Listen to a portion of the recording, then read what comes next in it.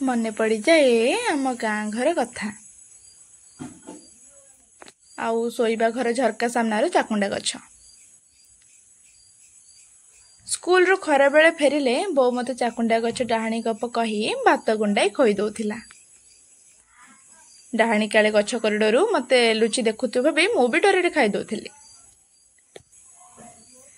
दिनसारा मजुरिया रोसई करी बापा स्कूल जीवा बेले टिफिन सजाड़ी पुणी मो जेजेमार फार्मासी सब पूरा करी हालिया गालिया है खरा बेले बो जेते बेले छाइनी तारे सोई पड़े मु धाई जाए आम दांड घर को।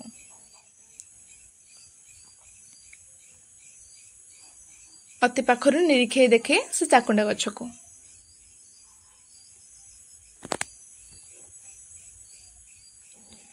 बो कुहे कि जेजे बापा जो काल जन्म होते ये गछ काले से कालू अच्छी पिला मुंड मोर भावे कहीं मो जेजे तो कौ कालू माटी को गले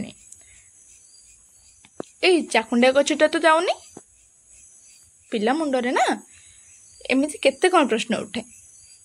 पुणी बेल पाइले भावे बहुत सबदिन कहूँ कथा न सुनले चाकुंडा गछर डाहणी धरीदेव बोली कहीं मु तो खराब बेल सारा बो शोला बेले गछ को ही अनै बसुची केबे तो कहीं आसिक धरुनी। पुणी भावे कि डाहाणी बोधे बो भलिया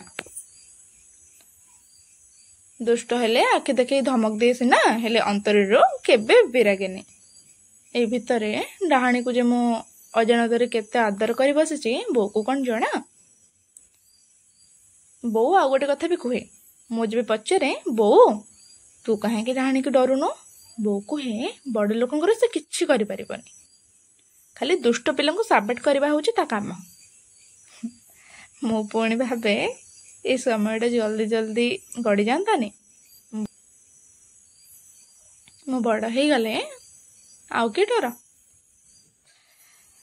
शीघ्र से डाहाणी सह कथबार्ता हो जाती।